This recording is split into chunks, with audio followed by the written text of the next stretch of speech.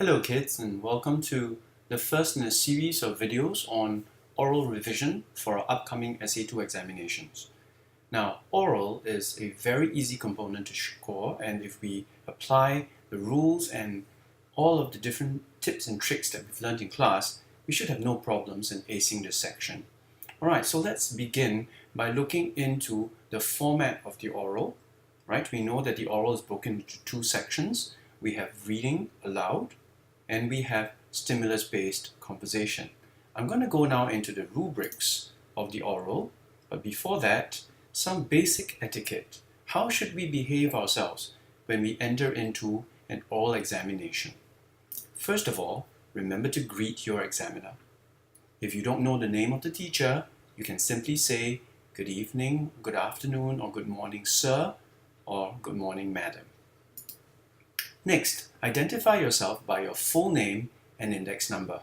Remember, there are many of you, some of you with the same names in class, so don't give the examiner just your first names. Give them your full name, meaning your first name followed by your surname and your index number.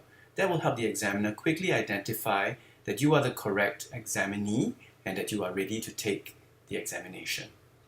Next, ask for permission before you are seated. It is only good manners to wait on the examiner to be fully ready, then to ask the examiner, "May I please be seated?" If the examiner gives you the permission, go ahead and take a seat. Right, finally, after you've finished all your answers and the entire session is over, remember to stand up politely and thank the examiner for his or her kind encouragement and attention. All right, remember that the examiners are there to help you to do well. They're not there to mark you down. They're actually there to support you and to ask questions to get you to speak more so that you can score at a higher band. So remember, the examiners are your friends. All right, now let's look into the rubrics. Now for the primary 3 oral examination, reading aloud commands 6 marks out of a total of 16. And these 6 marks are very easy to obtain. Now, if we'll take a look at the criteria, we see that for the highest band of 6 marks, it requires clear and consistent pronunciation, fluent and expressive reading, and by expressive, they're looking for variations of pitch and tone and volume as that text requires. So if you're reading an exciting, action-packed paragraph, your voice has to be full of excitement, it has to rise and fall with the action, and it has to express the context or the background of the story that you're reading. So remember to vary your pitch and tone, all right? So appropriate stress and intonation must be demonstrated that tells the examiner that you understand what you are reading. So if you're the narrator, you must sound like the narrator. If you are an excited old lady, you must sound like an excited old lady. That's in the dramatization. More on that later. So remember, I hope and I believe all of us can score at the highest band. And at the highest band, clear and consistent pronunciation, fluent and expressive reading, appropriate stress and intonation is essential.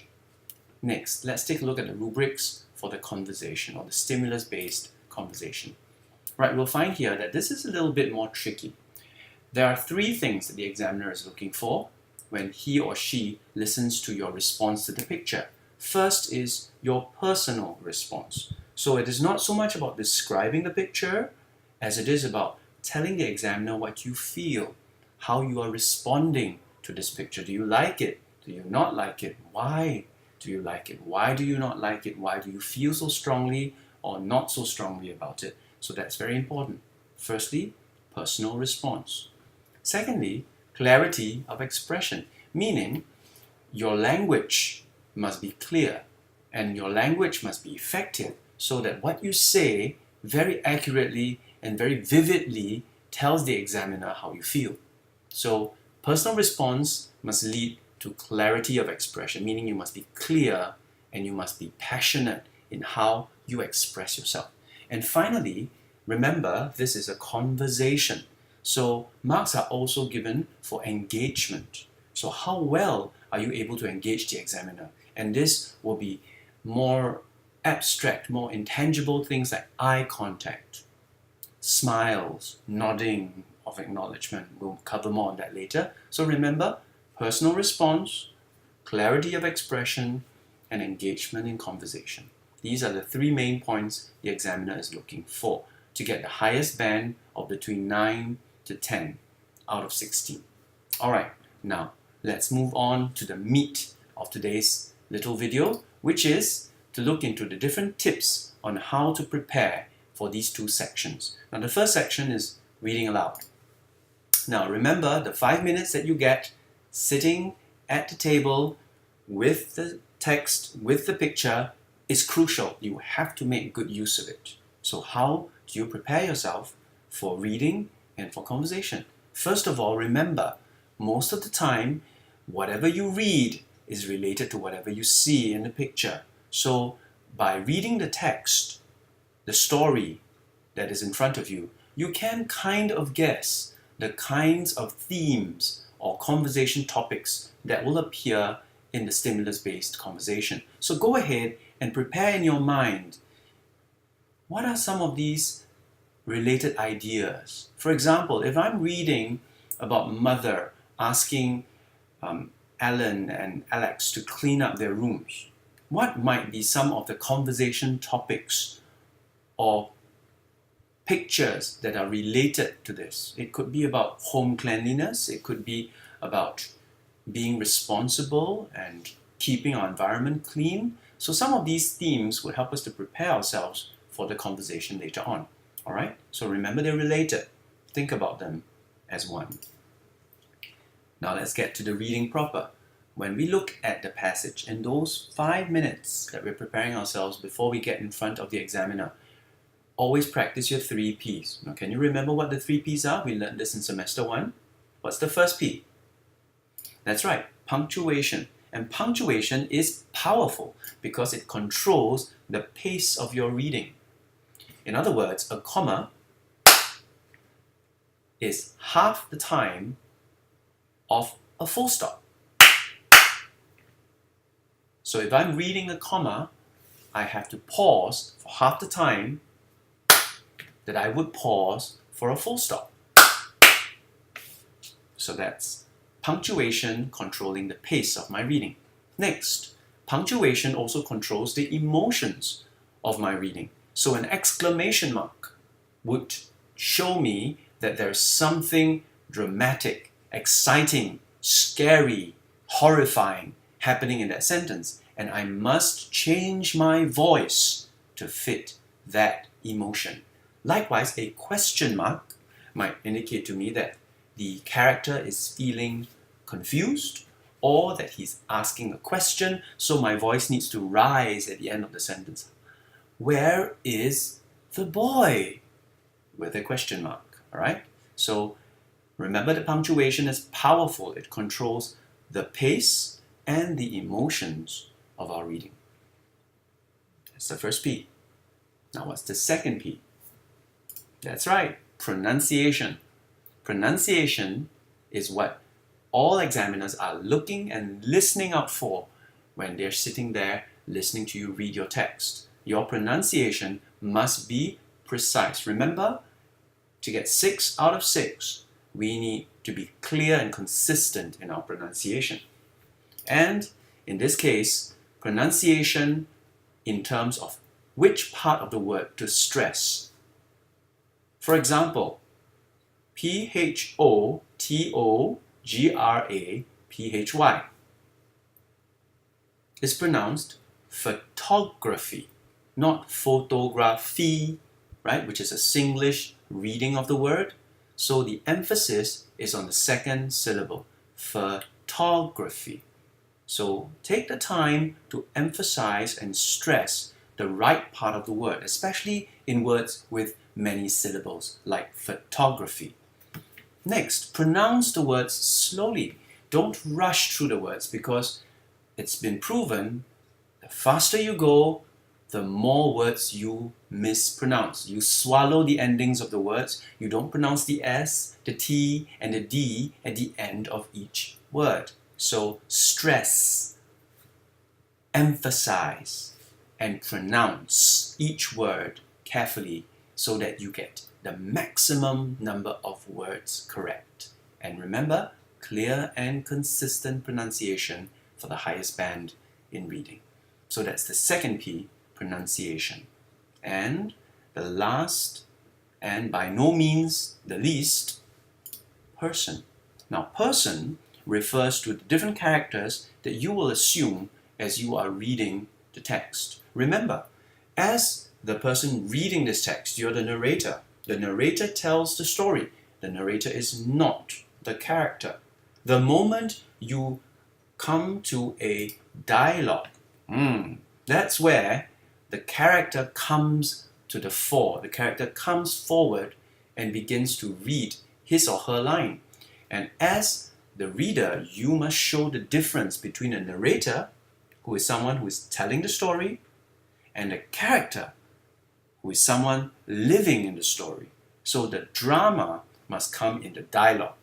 So I must hear the narrator, and I must hear the character.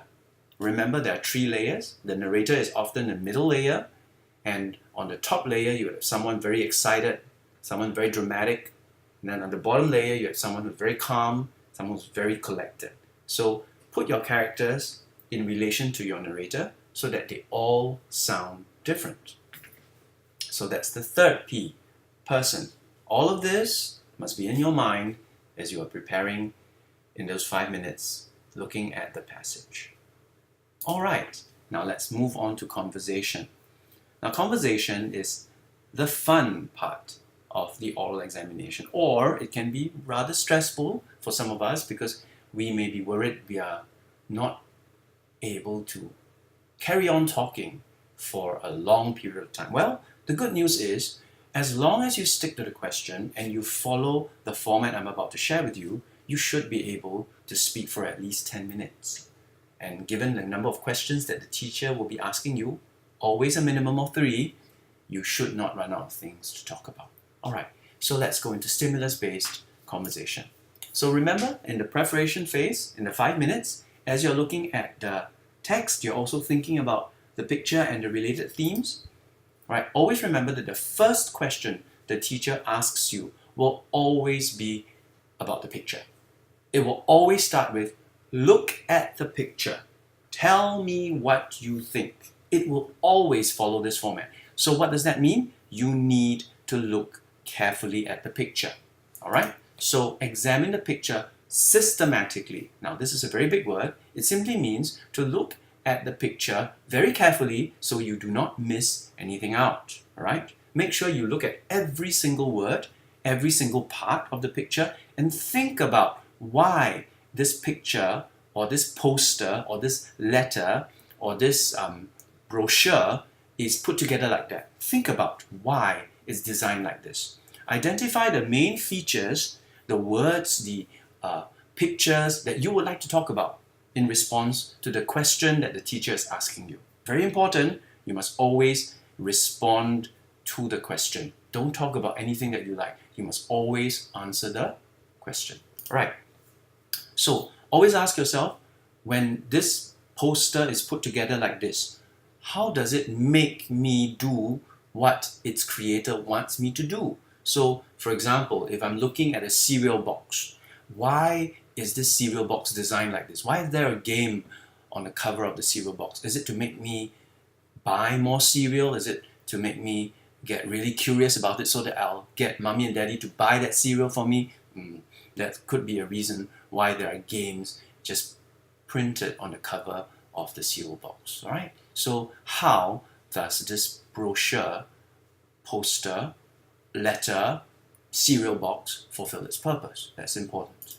Right? Next, form your opinions, meaning, what do you think about it? Do you think that it's working? Do you think this game, for example, on the cereal box, do you think that it's interesting? Do you think that it'll draw you to want to buy the cereal? Or do you think it's really boring? It's too easy? You probably need something more challenging? Tell the examiner that. Tell the examiner how you feel. Because remember, for conversation, it's about your personal response. Right? You've got to respond.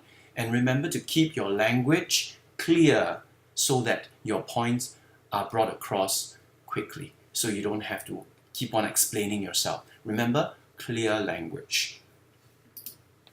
Then think about all the other related themes to this picture that you might want to talk about, all right? And if you are able to link some of your own personal experiences. For example, if we're talking about cereal, you might want to share about some of your favorite cereals and why you like these cereals, and maybe the toys that you look forward to finding buried in the cereal. So these are some of the pointers that you've experienced that would be very useful in the conversation. So think about them, all right? So now let's move from the preparation phase to the answering phase. Now we're finally in front of the examiner, and the examiner is asking us a series of questions, starting with the question about the picture, right? So always begin by stating your response. I agree. I strongly agree. I really agree. I believe that that is the answer. Or I don't think so. I don't agree. I strongly disagree. All right? These are all possible answers. Depends on what your personal response is. Then whatever your response is, whether it is to agree or to disagree, whether it is to like or to dislike, always support your answers. Never just answer, I think so, yes, I like it.